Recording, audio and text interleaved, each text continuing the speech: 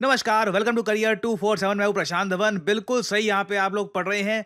अब आज के समय ट्रंप वर्सेस इंडिया ही हो चुका है। डोनाल्ड ट्रंप ने स्पेसिफिकली अब भारत को सिंगल आउट करके टारगेट करना स्टार्ट कर दिया है। इधर आप देख पाओगे, रिसेंटली डोनाल्ड ट्रंप ने ये ट्वीट करी है, भारत ना सिर्फ बहुत बड़ी संख्या में रशिया से कच्चा तेल परचेज कर रहा है, ये लोग उस कच्चे तेल को फिर ओपन मार्केट में बेच भी रहे हैं बहुत सारा प्रॉफिट कमाने के लिए।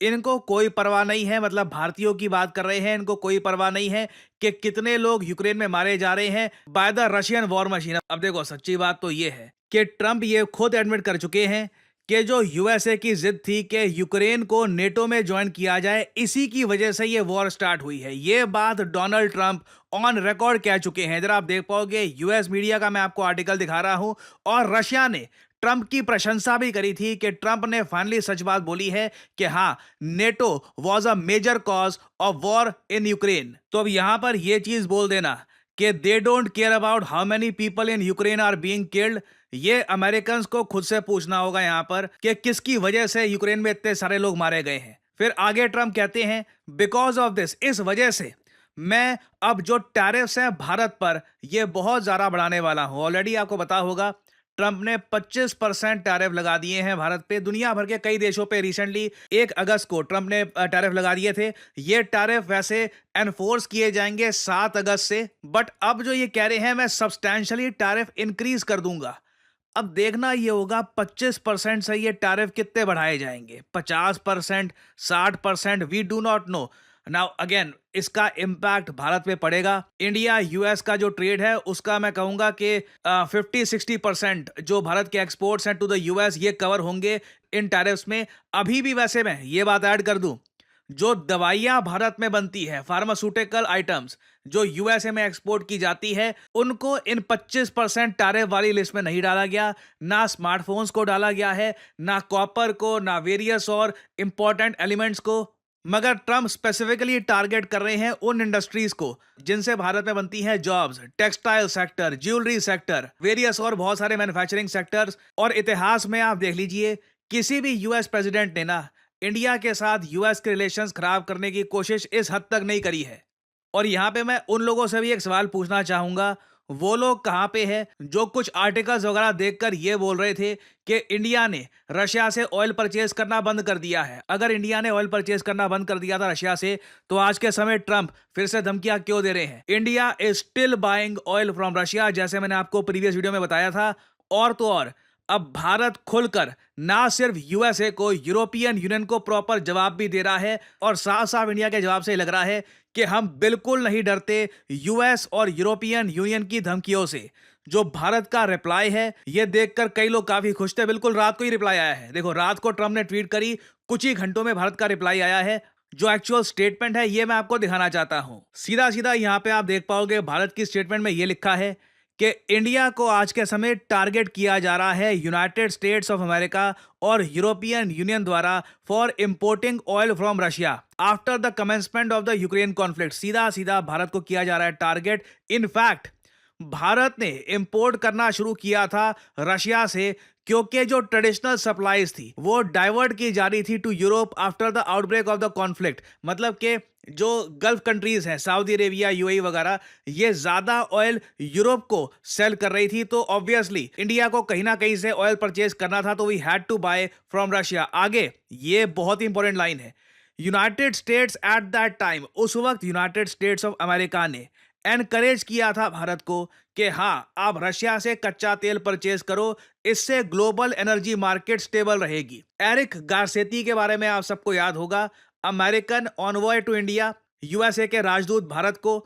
इन्होंने ऑन रिकॉर्ड ये बात कही थी कि हमने इंडिया को काफी एनकरेज किया था कि हाँ बिल्कुल, आप रशिया से ऑयल परचेज करिए ना। ये कुछ टाइम पहली वीडियो है एरिक गारसेती की, ये सुनिएगा। So, like, once you get there, we kind of got past the ability of saying, oh, just follow America, you have to do exactly as we do.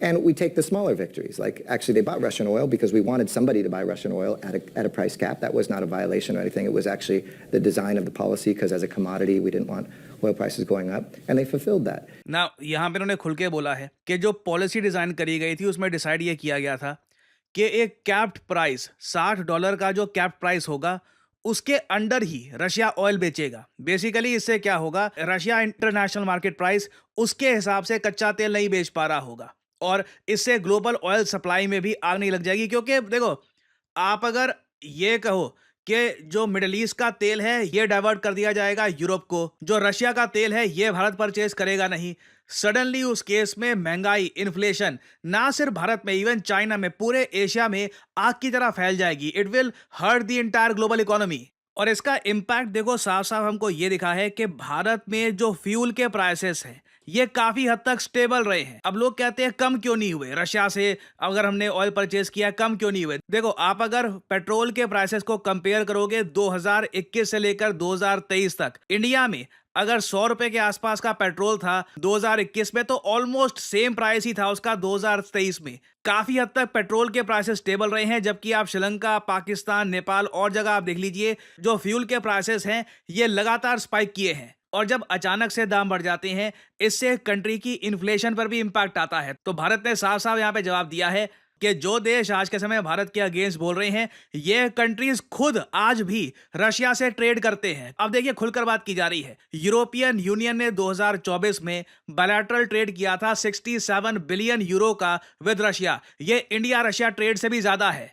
उसके अलावा हमने यहाँ पर यह भी बात लिखी है कि यूरोप रशिया से ना सिर्फ आज भी एलएनजी और फ्यूल परचेज कर रहा है, ये लोग फर्टिलाइजर परचेज करते हैं रशिया से, mining products, chemicals, iron, steel, और साथ ही साथ even United States of America को आप देख लीजिए। हिपोक्रेसी यहाँ पर ओपनली देखिए कॉल आउट करने की आवश्यकता है, क्योंकि यूनाइटेड स्टेट्स ऑफ अमेरिका खुलकर रशिया से यूरेनियम हेक्सोफ्लोराइड, जी हाँ, ये न्यूक्लियर इंडस्ट्री के लिए बहुत ज़्यादा इंपॉर्टेंट है। यूनाइटेड स्टेट्स ऑफ अमेरिका आज भी यूरेनियम हेक्सोफ्लोराइड रशिया से परचेज कर रहा है। ये लोग अपनी इलेक्ट्रिक व्हीकल इंडस्ट्री के लिए जो पैलेडियम इनको चाहिए होता है, ये रशिया से परचेज करते हैं। फर्टिलाइजर्स रशिया से परचेज करते हैं। ये अगेन, ये सब कुछ किया जा रहा है अमेरिकन वोटर्स को बेवकूफ़ बनाने के लिए। अगर इंडिया और रशिया पर सच में यूएस कुछ बड़ा एक्शन लेना चाहता ना, तो इंडिया से दवाइयाँ जो आती हैं उन पर बैन लगता, रशिया से जो ये यूरेनियम हेक्सोफ्लोराइड है इस पर बैन लगता। तो इंडिया ने प्रॉपर्ली यहाँ पर जवाब दिया है कि टारगेट करना भारत को ये अनजस्टिफाइबल है, अनरीजनेबल है। भारत को टारगेट यहाँ पर नहीं करना चाहिए। किसी भी मेजर इकोनॉमी की तरह इंडिया ऑब्वियसली स्टेप्स उठाएगा ताकि हमारे नेशनल इंटरेस्ट और इकोनॉमिक सिक्योरिटी ये पैरामाउंट हो, ये सबसे ऊपर रहे ना। अब यहाँ पे आप पूछोगे चलो अच्छी बात है, भारत ने जवाब तो दे दिया, मगर अब होगा क्या? क्या टैरिफ और लगेंगे? लगता तो यही है, भारत पे और टैरिफ लगने वाले हैं। ट्रंप ये भी कोशिश कर रहे हैं वैसे कि भारत से जो दवाइयां आती हैं यूनाइटेड स्टेट्स ऑफ अमेरिका को, उसका भी कुछ और ये रास्ता निकाले, कहीं और से दवाइयां ये अपने देश में इंपोर्ट करें। अभी हालांकि यूएस है उसका समाधान निकाल पाया नहीं है, बट हर तरफ से ये इंडियन इकोनॉमी को नुकसान पहुंचाने का प्रयास कर रहे हैं। जो कई यूएस के बाकी सेनेटर्स हैं, फॉर एग्जांपल लिंडजी ग्रैम, ये खुल के आज के समय भारत के अगेंस्ट ट्वीट्स कर रहे हैं। और तो और मैं ये भी देख रहा हूं, कई अमेरिकन एमपीज हैं, ये अब कह रहे हैं कि इंडियन H-1B वीजा को भी अब खत्म कर दो। इसी वीजा के अंडर भारत से कई जो आईटी के वर्कर्स हैं ये जाते हैं यूएसए में काम करने के लिए। ये कह रहे हैं कि एंड H-1B वीजा। मैं आपको एक साफ साफ बात बता दूं, भारतीयों के अगेंस्ट जो आप रेसिज्म देखते हो ना, उसका एक बड़ा रीजन ये है, हम लोग इतने काबिल हैं कि वेस्ट में जाकर जो हाई एंड आईटी जॉब्स हैं यहाँ पे हम काम कर सकते हैं और अच्छी परफॉर्मेंस भी हम देते हैं। ये बात इलॉन मस्क खुद कह चुके हैं कि जो अमेरिकन या फिर जो नॉर्थ अमेरिका के लोग रहते हैं कनाडा वगैरह में, ये लोग इतने काबिल नहीं है, इतने हार्ड वर्किंग नहीं है। और अमेरिकन कंपनीज को इंडियन आईटी वर्कर्स चाहिए ताकि वो एक कंपैरेटिव एज बनाकर रखें। मगर जो कई अमेरिकन पॉलिटिशियंस हैं वो अपनी जनता को खुश करने के लिए कह रहे हैं कि H-1B वीजा इसको बिल्कुल खत्म कर दो और जो जॉब्स इंडियंस को मिलती है वो अब अमेरिकन को देनी स्टार्ट कर दो। और इस बात को लेकर देखिए अमेरिकन बहुत ज़्यादा स्ट्रांगली फील करते हैं। कई अमेरिकन ओपनली रेसिज्म भी करना स्टार्ट कर देते हैं इंडियंस के अगेंस्ट, क्योंकि एक जेलसी बहुत बड़ा फैक्टर है यहाँ पे। तो मैं आप सब लोगों को यहाँ पर ये कहूँगा, बिल्कुल आज के समय भारत पे प्रेशर डाला जाएगा। मैंने आपको पहले बोल दिया था, आने वाले समय में काफ़ी स्टेटमेंट्स आएंगी यूरोप से, यूएसए से। हमें एज ए कंट्री यूनाइटेड खड़े रहना होगा। और यहाँ पे मैं ये भी ऐड कर दूँ, ये एज्यूम मत कर लेना कि यूएसए कुछ इंडिया का दुश्मन बन गया वगैरह। ये ट्रंप का टैक्टिक है भारत पे प्रेशर डालने का।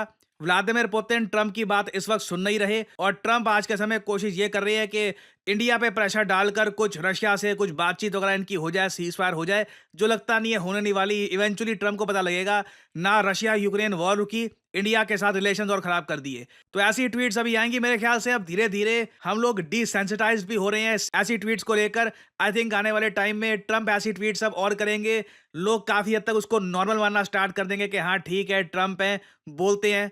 बट इससे लार्जर स्केल पर जो इंडिया यूएस रिलेशंस हैं उन पर मैं नहीं मानता अभी भी कोई बड़ा इंपैक्ट आने वाला है। एग्जाम्पल के लिए रिसेंटली निसार सैटेलाइट जो लॉन्च करी है भारत और यूएसए ने, ये बस शुरुआत है। आप देखोगे इन द फ्यूचर दोनों देश स्पेस में बहुत सारे प्रोजेक्ट्स मिलकर करने वाले हैं। एक क्वेश्चन मैं आपसे पूछूंगा, ब्लूबर्ड कम्युनिकेशन सैटेलाइट 6000 केजी से भी ज्यादा की एक भारी भरकम सैटेलाइट है।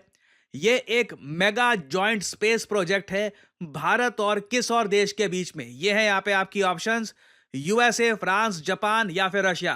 कमेंट सेक्शन में करिएगा आंसर। जो लोग देंगे सही आंसर उनकी कमेंट को मैं दे दूंगा हार्ट, ताकि बाकी लोग समझ पाए कि सही उत्तर क्या है। ना कुछ समय पहले आपको याद होगा बैंगलोर में एक स्टार्टअप का फाउंडर ओपनली कह रहा था कि मुझे एक फुल स्टैक डेवलपर चाहिए, मैं 1 करोड़ रुपए साल के देने को तैयार हूं, मुझे एक अच्छा फुल स्टैक डेवलपर ला के दो। ये तक बोल दिया, ये नहीं पूछूंगा किस कॉलेज से पढ़ाई करी थी, रेज्यूमे क्या है तुम्हारा, कुछ नहीं, सीधा सीधा आई एम रेडी टू पे। और अगर यहाँ पे आप सोच रहे हैं वेट, फुल स्टैक डेवलपर्स की मार्केट में इतनी डिमांड है, तो मैं आपको ये बता दूं क्यों नहीं होगी। एक फुल स्टैक डेवलपर एक ट्रू सेंस में एक ऑलराउंडर होता है। ये एक ऐसा सॉफ्टवेयर इंजीनियर होता है जो फ्रंट एंड मतलब के क्लाइंट की साइड और बैक एंड मतलब कि सर्वर की साइड दोनों संभालता है। और एक फुल स्टैक डेवलपर बनने की कोई डिग्री नहीं होती। हाँ, एक कंप्यूटर साइंस में डिग्री आपने कर रखी है, दैट हेल्प्स, मगर एक फुल स्टैक डेवलपर बनने के लिए सबसे इंपॉर्टेंट है कि आपने सही जगह से नॉलेज प्राप्त करी हो। और यहीं पर आता है करियर 247 का फुल स्टैक डेवलपर कोर्स। जी हाँ, finally after a lot of demand हम लोग देखिए डेटा साइंस के कोर्सेज ला चुके हैं, डेटा एनालिस्ट के कोर्स ला चुके हैं। ये कोर्सेज पूरे भारत में कई लोगों को अपस्किल कर रहे हैं। और फाइनली अब करियर 247 आपके लिए लेके आया है the full stack developer course, एक ऐसा कोर्स जो आपको 5 महीने में full stack development with generative AI में प्रोफेशन बना देगा। उसके बाद देखिए जो स्किल्स हैं, जो प्रोजेक्ट्स हैं, जितना आप उस पर काम करेंगे, जितने आप एक्सपीरियंस गेन करेंगे, आपकी सैलरी बढ़ती रहेगी। एज ए फ्रेशर आपकी सैलरी लग सकती है 5 लाख रुपए साल के। मिड करियर होंगे मतलब कि 3-5 साल हो चुके हैं तो साल के 10 लाख कमा सकते हैं। और एक एक्सपीरियंस्ड फुल स्टैक डेवलपर जो अपनी स्किल में माहिर है, उसको मैं साफ साफ बता दूं 20 लाख से ऊपर आराम से पैकेज मिलता है। तो अगर आप मानते हैं कि you have what it takes to be a full stack developer, तो इस वीडियो के कमेंट सेक्शन में जाइए, आपको यहां पर लिंक में मिल जाएगा। Make sure to add the discount code PD10 और करियर 247 के कंसल्टेंट की तरफ से आपको कॉल आएगा। सो इसी नोट के साथ यह है वीडियो का अंत। Thank you for listening and as I always say, may the gods watch over you.